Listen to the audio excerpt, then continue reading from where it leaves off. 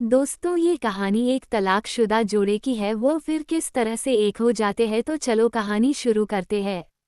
Yogesh train की general bogie में birth पर लेटा हुआ था।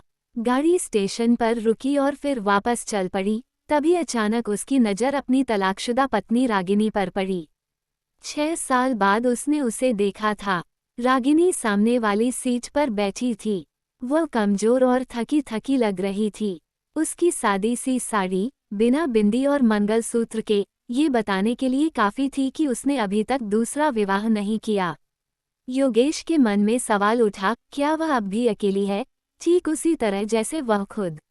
जब रागिनी की नज़र योगेश पर पड़ी तो वह असहज होकर दूसरी ओर देखने लगा। लेकिन पता नहीं क्यों, कुछ देर बाद उसने अपनी सीट छोड़ी और रागिनी के पास जाकर बैठ गया। कैसी हो? योगेश ने संकोच भरे स्वर में पूछा।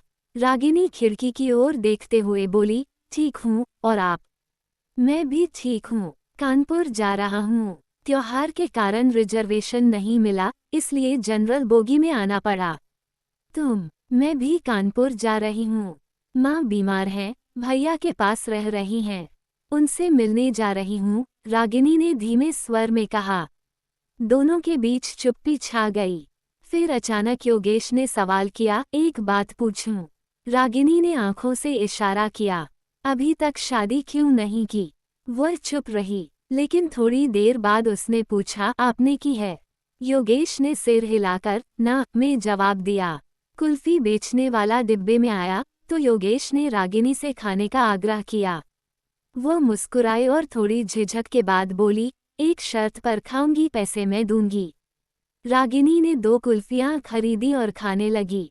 वह मुस्कुरा रही थी, लेकिन उसकी आंखों में छिपे आंसुओं को योगेश ने पढ़ लिया। तलाक के समय मैं तुम्हें 30 लाख रुपए दे रहा था, तुमने क्यों नहीं लिए? योगेश ने पूछा। अगर ले लेती तो अपनी जमीर को कैसे जवाब देती? ये कहता कि जिसे छोड़कर आई हो उसी के सहारे पल रही हो। योगेश ने महसूस किया कि रागिनी अब भी उतनी ही स्वाभिमानी और मजबूत है। योगेश ने अपनी गलती मानी, मैंने कभी तुम्हारी कदर नहीं की। तुम्हारे जाने के बाद समझ आया कि मैं कितना गलत था। अब सब बदल गया है। गुस्सा, बुरी आदतें सब छोड़ दी हैं। रागिनी के चेहरे पर उदासी छा गई। अब क्या फायदा, जब मेरी बात सुननी चाहिए थी तब नहीं सुनी। तुम्हारे गुस्से की वजह से मेरा 2 बार गर्भपात हुआ। आज मेरे भी 2 बच्चे होते। योगेश ये सुनकर भावुक हो गया। कभी कभी लगता है मैं बहुत बुरा इंसान हूँ। शायद यही सजा है कि आज मैं अकेला हूँ। माँ भी नहीं रही। कानपुर स्टेशन आने वाला था। योगेश ने पूछा, वापस कब जाओगी? कल सुबह। जनरल डिब्बे में ही जाओगी? हाँ, हम गरीब लोग रिजर्वेशन नहीं करा पाते। जो भी ट्रेन मिलती है उसी में चढ़ जाते हैं। अगले दिन योगेश स्टेशन पर सुबह 8:30 बजे ही पहुंच गया।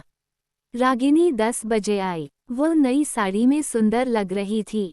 दोनों ने कुल्फी खाए और ट्रेन का इंतजार किया। ट्रेन में सफ़र के दौरान योगेश ने अचानक कहा, मुझे दोस्ती नहीं चाहिए।